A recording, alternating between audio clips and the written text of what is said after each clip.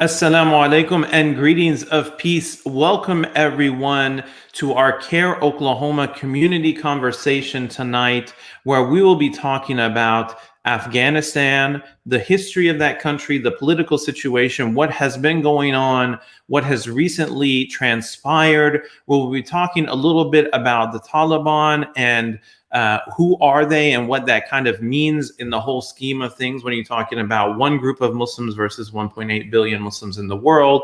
And last but not least, we will be talking about Sharia, or oftentimes called Sharia law, which is Islamic law, and how important that is for Muslims all across the world and really what it means. So to bring in my special guest tonight, we have Dr. Mohamed Daadaoui, who is political science professor at Oklahoma City University. And I believe you are head of the department now. Is that correct? Yes. I'm chair in the political science department and philosophy and history Awesome. as well. Awesome. Well, thank you so much for joining us tonight. Sure. And then we have also from Oklahoma City University, as well as Senior Imam of the Islamic Society of Greater Oklahoma City, none other than Imam Dr. Imad Enchassi. Of course, we have debated, should it be Dr. Imam or Imam Doctor? But, you know, you get the idea. Always the theology comes first before the title. There you go. There you go. Great. I think I will aim for just maybe doctor. I don't think I'll get to Imam Doctor, you know. Inshallah. So we want to keep this brief tonight, but obviously we have a lot of ground to cover. So I'm going to start first with you, Dr. Daadaoui. And I want to ask you, can you please perhaps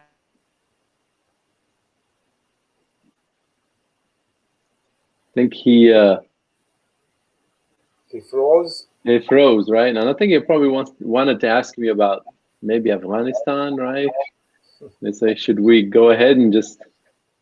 He froze a little bit. Are we still live? I think we're still live. So maybe you and I, Imam, take over and talk a little bit, have a conversation. I think what he wanted to ask about was the history of Afghanistan, and it's really difficult to do a history of Afghanistan, of course, in 5-10 minutes, hour, or hours. I mean, I always tell my students it will take a whole semester to just look at this very contentious, very complex history of Afghanistan. I like to focus more on the modern history, and especially the period after the overthrow of the last king of Afghanistan, Mohammad Zahir Shah, in a military coup in 1973. And the establishment on the People's Democratic by the People's Democratic Party of Afghanistan when they came to power, and again the ensuing conflict and the civil war in the context of Afghanistan since 1978 with the assassination of Muhammad Taraki, and again that schism within the Afghan Communist Party, and definitely the invasion of Afghanistan by the Soviet Union in an attempt to bolster its communist interests in the region, not only in Afghanistan. And in so many ways that I call it the tragedy of Afghanistan today lies in that aftermath. During that war, the invasion, of course, and that period of 1979 until 1989, and of course the early 1990s. I think, do we have Adam back? No. And because of what happened during that period of the invasion of the Soviet Union, right, we have really a tumultuous aftermath that was marked by a legacy of a radical interpretation of what it means to do jihad, something that I think our Imam and Dr. Imam Enchassi will talk about it in a little bit, and this confluence of superpower politics between the Soviet Union in the context of the Cold War and the United States back in one part over the other. And in that, we may have backed certain groups that we really came later on, of course, in 2001 to regret, setting up the stage, of course, for this long involvement of the United States in Afghanistan since 2001. All the way, of course, to a couple of days ago or yesterday, right? August 31st, 2021. I think Adam is back. So I just assumed you want me to talk a little bit, brief history of Afghanistan. So I just took over a little bit. So do you want me to go on or? Yes, thank you. Oh, go ahead. I think Adam is having a lot of issues there. I think you have a lot of technical issues, right? You're freezing a lot. Power problem. So. Sorry. Yeah, sorry. I'll go ahead. And again, as I said, and briefly, what I wanted to talk about is that this period of the 1980s and early 90s that gave birth, of course, to Taliban, right, was not just the result of domestic issue, but it was the result, of course, of a lot of international and regional issues. Of course, the involvement of Pakistan and the ISI, which is, of course, is internal and military intelligence and so on. Some people credit them for the creation of the Taliban as an Islamist militant organization in 1994, during that civil war that followed the Soviet Union's withdrawal, of course, from Afghanistan. And the Taliban, I think that's would be part of the question. What the Taliban seeks is to establish, and we can debate this at length, of course, a strict interpretation of the Sharia of Islamic law. Taliban, of course, they call themselves as the Islamic Emirate of Afghanistan, and they ruled the first part to much of the shock of the world, Afghanistan from 1996 until 2001, and provided, of course, the base for Al-Qaeda terrorist group to organize the 9/11 attacks. And of course, later on, as we know, and subsequent to Operation Enduring Freedom, the Taliban were removed from power by the US and NATO. And I think they were just forced into abeyance, right? And they kind of hang in there for a little bit throughout this period of time, cementing their popularity, of course, and power in other parts of Afghanistan. By 2018, 2019, when we actually started this negotiation with them, Taliban in the United States, Taliban was in full control of about 14 districts in Afghanistan, and they have active physical presence in an additional 263 districts, which is about 66% of the landmass of Afghanistan. So they were not just defeated, right? They were just forced into a withdrawal until they can actually recalibrate and gather more momentum, which they found out, of course, with the gradual withdrawal of the United States and retreat of the United States from Afghanistan. And that's what, of course, that's why it was no surprise to a lot of us, and a lot of you as well, probably to the viewers as well, that when the United States withdrew, the Taliban steamrolled over Afghanistan and managed to capture Kabul in a matter of days by August 15, I think. And I'll stop there and let's see if there are any other additions there. Yeah, sorry everyone about my little mishap with the power surge. You lost me for a minute. So you may have answered it, but just because I missed part of it, I heard you talking about, kind of where the Taliban came from and a little bit of the history there. I guess the question on everyone's mind is like, what is the main aim or the main goal of Taliban? Because a lot of people see them as representative of something that represents the Islamic faith. But as I understand it, many groups, particularly those that go to an extreme in different parts of the world, they typically have aims that are not specifically religious or maybe not even religious whatsoever. Can you speak to that a little bit? Me or Dr. Enchassi? You, Dr. Daadaoui, from a political science perspective. Well, they are a radical Islamist organization that has aimed to establish a state, which they did in 1996 until 2001, when the United States removed them, right? And the establishment of the state, varies. Now, what we think about is that this is a movement from a purely political sense, that establishment of the state, but this is a movement that emerged out of an Islamic, their own understanding. I want to be careful, their own interpretation, understanding of the Islamic theology, right? They are supported by a large majority, I think, of the Afghans and Pakistani madrasas, these religious schools, and largely by the ethnic plurality, not majority. I think a lot of people think that the Pashtuns, of course, are the majority, the plurality, about 42% of the population. They sprung into power, I would say into the highlight in 1994 under the spiritual leadership of Mohamed Omar at that time, who died later on, of course, in 2013 out of illness. So their aims were largely political, I would say, using the religion, in my view, as a spiritual springboard, right, in order to gather legitimacy. And this is not different from other Islamist, let's say, organizations around the world, around the Muslim world, that have some type of theology in their own political, I would say, impetus or catalyst to gain power, to be part of the political power, whether that is in peaceful means or through violent means. Obviously, the Taliban, we know from 1994 and so on and so forth, have always espoused this kind of radical, violent, in a sense, strategy towards the capture of power. So in a sense, they are an insurrectionist force using Islam. Now, we can always debate, and I think we should debate, of course, whether their view of the Sharia or interpretation of the religion and whatnot are valid, right? Definitely, they don't speak for all Muslims. Their views are really harsh. We will still remember what they did in that period from 1996 to 2000 when they were in power in Afghanistan.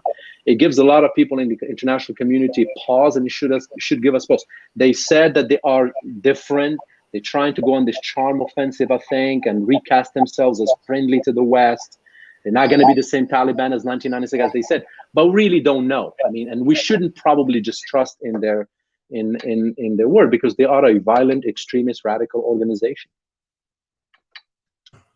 Thank you so much for that insight. I now want to move over to Dr. Enchassi, and I would like to ask you, Imam, you represent a congregation of Muslims in the Oklahoma City metropolitan area, and you interact with Muslims all across, not just Oklahoma, but the country and at times the world.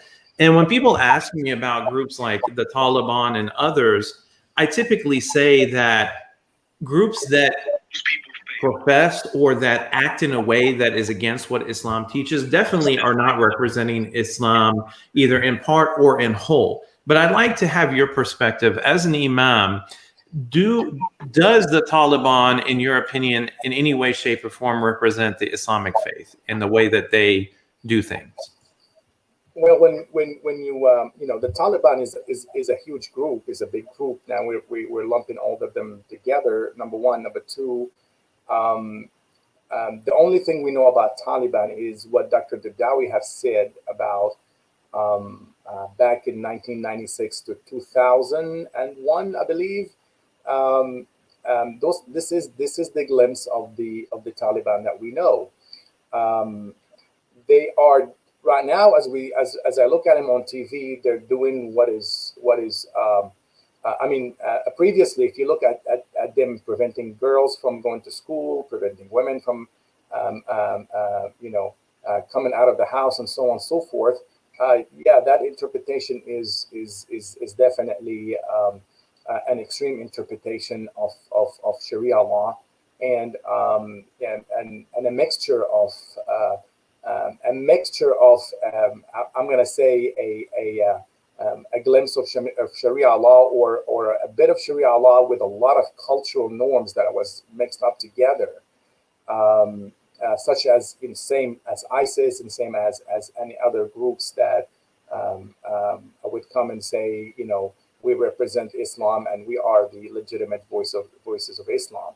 Now, having said that, watching them saying, actually, I was in a conversation with Dr. Daadaoui the other day at the cafe. They saying and doing everything to say we are the new and improved, product of Taliban. For them sitting with women and being interviewed with women, sitting with minority religions, especially Shia minority religions. Saying that they will interpret the Sharia progressively, and yes, women are allowed to go to school, and so on and so forth. Those are all, the American expression music to my ears. And you mentioned the term Sharia law. I was hoping you could expand upon that a little bit. And I think, back in 2010, we remember, those of us who have been around and paying attention to the political scene long enough can recall that in 2010, there was a law put forth that attempted to ban Sharia in Oklahoma. And now this talk of Sharia is coming up again because of what's going on in Afghanistan with the Taliban. And I think there's a bit of a misunderstanding amongst people, and definitely some misinformation out there as to what is Sharia law. So can you first and foremost provide maybe a bit of insight into what it is? Yes, I'm going to give you a whole course material in 3 minutes or less. So Sharia law aim is to enjoin good and forbid evil, basically to bring out societal good. The definition of Sharia, it's in linguistic definition is beautiful, because the word Sharia actually means a fresh gushing water, a path of water. So I want you to think how this law has been, because the word law means something that is rigid, but actually Sharia law is something that is fluid, that is something that interpreted and reinterpreted. Just think how water is, or a spring of water is formed. The water comes from heaven. So yes, Sharia law is based on Quranic text, but it's also absorbed by the land. So it's interpreted by humans. And for us, Sharia law is based on divine laws and the human interpretation of Prophet Mohammed, peace be upon him, and other companions of the Prophet, peace be upon him. But by all means, Sharia law does not mean stagnant water. So what was Sharia law at one time might not be Sharia law. There's only about 5% of Sharia law that is fixed. And then having said that, Sharia law govern it's a personal thing, a communal thing, and it's a societal thing. So it governs everything for me as a person from the time I am born to the time I pass away, from the way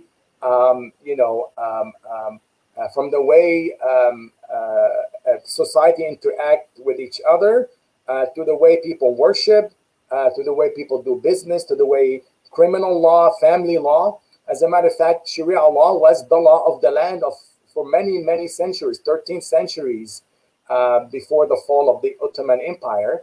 1919, 1920, Dr. Daadaoui could correct me on those dates. I'm not a date guy, but for the most part, and Sharia law is not monolithic. So what was practiced in Afghanistan or practiced in Pakistan or in India or in Lebanon is not the same. They are based on the same sources. However, the interpretation are totally different. To this day, there are many countries that take Sharia law, especially family law, is part of Sharia law. So one more last thing. Sharia law, as I said, is not monolithic, but Sharia law is also based, as Muslims believe, it's a continuation of Khalaq law, which is Jewish law, Christian canon law, redefined into the newest law, which is called Sharia law. And thus, there's aim for Sharia law. The aim for Sharia law is to protect the supreme law, to protect life, to protect family and progeny, to protect intellect, and to protect public property. What people normally concentrate on is what we call al-hudud, which is penal law. So normally people would bring penal law and say, see, this is Sharia law. And penal law sometimes that also comes from places, from interpretation of places other than the place that we were talking about. Wonderful. Thank you so much. And Professor Daadaoui, would you like to add anything about Sharia law? I mean, I think Imam covered the spiritual aspect. Yes. Is there anything you'd like to comment on? Yeah, and I just want to, of course, highlight what the Imam, of course, brilliantly did, of course, and this is his area, is that Sharia, it depends on whose interpretation, right? I mean, there is, yes, you draw on the same sources, the Quran, the Hadith, and so on, right? But I mean, the Sharia law is aimed to be also subjected to no readings, no interpretations, to fit the times in which we live. And you have to make that distinction. I think the Imam can correct me as well, between what is immutable. These are things that cannot change in our faith, like creed, belief, and so on and so forth. You can't obviously renew those things. I mean, either you are Muslim or not. You believe in these things, that there's no God but Allah, Muhammad is Prophet, and so on and so forth, right? But there are a lot of things that we call branches of faith, this furuq al-fiqh al-idea, right? That they are amenable to change, right? And they have to fit the needs and the times in which we live. Obviously, what the Taliban are practicing, the strict devotion to the Amir, as they call it, right? it's an idea from another time. There's no, I mean, even I think the Imam could correct me. The Prophet used to use consultation, shura with people, and so on and so forth, right? And what they are doing is, and I love what the Imam said, Dr. Enchassi, is that they are trying to adapt their interpretation of the Sharia to their own tribal and cultural mores and customs and traditions, right? And cast that in a religious, in a sense, veneer to give it that legitimacy, that religious legitimacy. And that's, I think, the danger that happens a lot with these groups, with this radical kind of extremist groups, because what they do is that they in a sense bastardize the whole religion. They make it seem and appear like the whole religion basically is one size fits all, one interpretation, and so on. And that is not true. And it's backed, of course, by the fact that if you go around the Muslim world, there's all this 1.6, 1.7 billion. Not all of them, in a sense, practice daily life, their Islam in the same way, right? But politically speaking, of course, the Sharia has been one of those overly used and bastardized terms in terms of as a political ideology. And just one last point, because we talk about Taliban as, let's say, a political Islamist group, radical political Islamist group.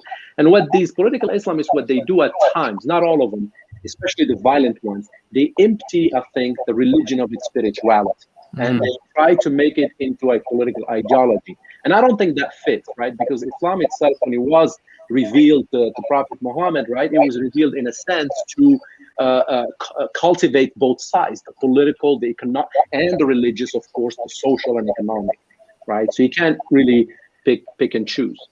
Beautiful, beautiful. And you both made some very good points. And I tell my students at Oklahoma State University, especially when teaching, intro to world religions, or when we talk about one specific religion, you cannot generalize. You can talk generally about what the religion teaches, what it may expect of its followers, but you can never generalize about a group of people. I mean, Christianity is the largest religion in the world. Islam is the second largest religion in the world. You can't even generalize about 2 or 3 Muslims. All 3 of us would have different opinions about perhaps the same subject through the lens of religion. So it's hard to say that. And I think the point being that Sharia law is interpreted and understood differently according to culture, history, society. But unfortunately, some people take advantage of religion for political or other aims.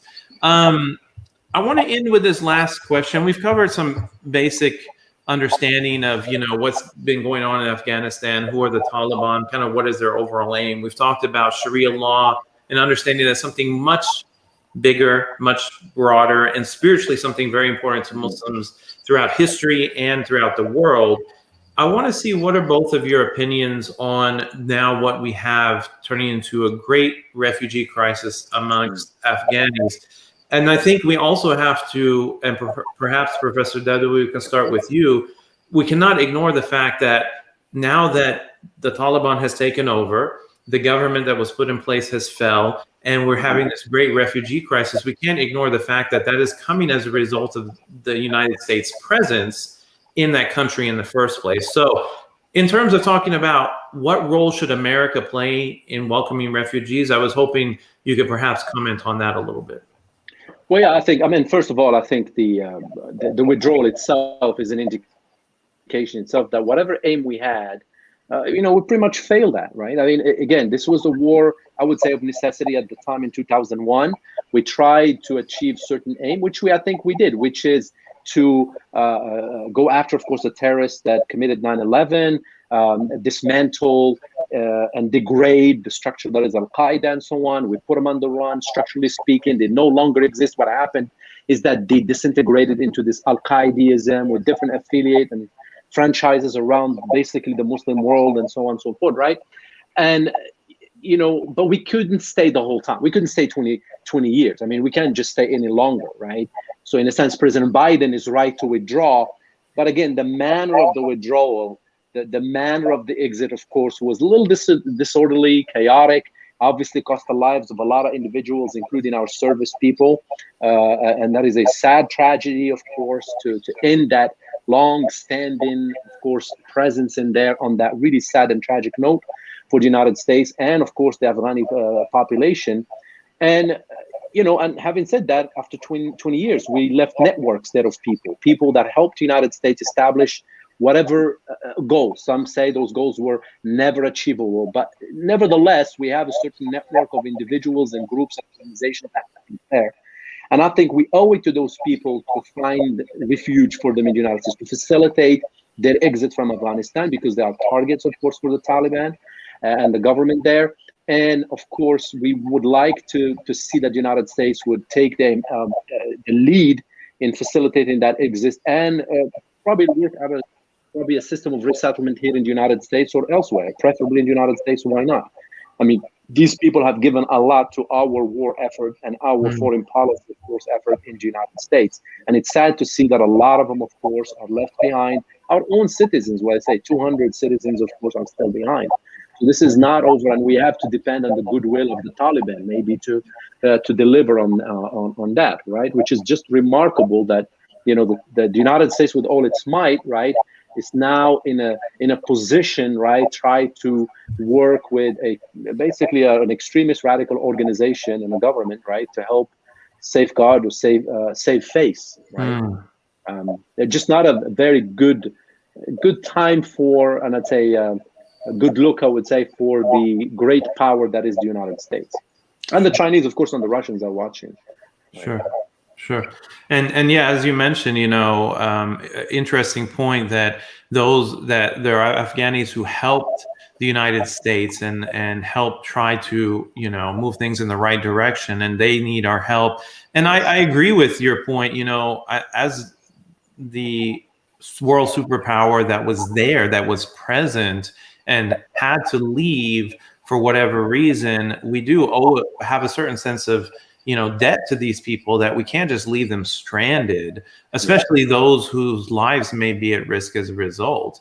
And so last, I'd like to turn it to you, Imam, to kind of close us out with your thoughts as a spiritual leader. I know you network with a lot of spiritual leaders, across Oklahoma and the city, and you guys are talking about the faith commitment of welcoming refugees, and you're also working with the local Muslim community to welcome refugees and make sure that they have that spiritual backbone or foundation as they come in. Can you talk a little bit about that as we close out our discussion? Well, I know we've been talking about the last 20 years of the U.S. policy in Afghanistan, but that goes way back during Reagan administration, and Reagan bringing the Mujahideen. He called them the Mujahideen himself. The reason I said that is because this is not the first time we get Afghani refugees. We get Afghani refugees when we first invaded Afghanistan. So we actually have Afghani refugees right now trying to help other Afghani refugees resettle, even right here in Oklahoma City. Yes, the whole community is working together. I think the Muslim community is in much better shape right now than we were 20 years ago. Definitely, we are bringing our resources together as a Muslim community, bringing our resources together, whether that is language resources, acculturation resources, dietary resources, helping with housing and so on. So the many organizations, including Catholic Charities and the other religious institutions, are coming together so we can be ready in case, and the rumors are all over the place out there. There's going to be 1,000 people in Oklahoma. They're going to be, they come in Oklahoma. They're going to be vetted in Oklahoma, and so on and so forth. Whatever it is, we're putting our resources together, whether it's legal advices or spiritual connection or interpretation or translation, or even housing or schooling. I think the Muslim organization, with our mission work and legal work, I think we're in a position to assist a lot more than we used to. And then, of course, throughout the interfaith community, welcoming refugees and welcoming immigrants is in the core of all faith, in particular the Muslim faith.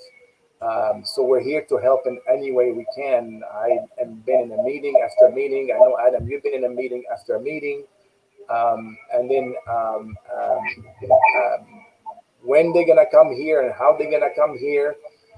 perhaps a redemption for us is to lend a hand, and I welcome everybody to come join us in that effort. Beautiful. Encouraging that our governor state also stated that he would be happy to welcome Afghanis here in the state. So that's so hopefully we could also, under the leadership of the Imam, to work with the state as well in the governor's office, since he pledged to do that.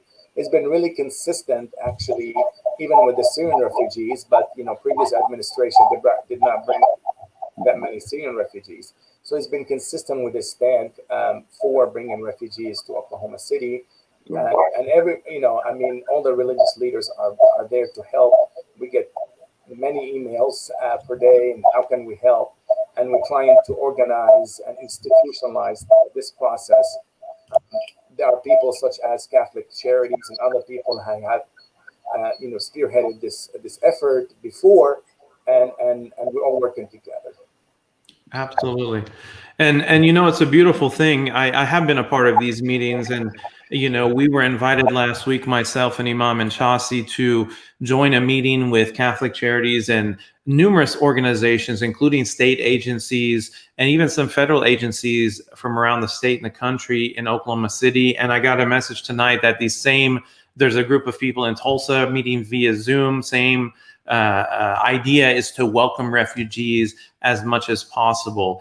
And I really think, as a nation of people who pretty much all of us, if not the vast majority of us, can tie some of our ethnic backgrounds, our cultural backgrounds, or our very existence in America to either being immigrants or being descendants of immigrants, we owe it to open the doors to those in need, especially those who we do have close ties and close relationships. So we don't know what the future will hold. As Imam Enchassi said, we have heard that there may be anywhere from hundreds to thousands of refugees coming into Oklahoma. And if they do, we will live up to the Oklahoma standard, which is to create a culture of caring citizens. And we will show the care and compassion that we should show to these refugees as they come in. And we will support them, whether it be financially, spiritually, or just as friends. So thank you, everyone, for joining. Thank you, Professor Daadaoui, for joining us tonight and sharing your insight. Thank you, Imam Dr. Enchassi, for also joining. And on behalf of CARE Oklahoma and the Islamic Society of Greater Oklahoma City and our special guest from Oklahoma City University, thank you, everyone, for joining us. And I hope you found this information beneficial and will share it with your friends and family. Have a good evening. Assalamu alaikum.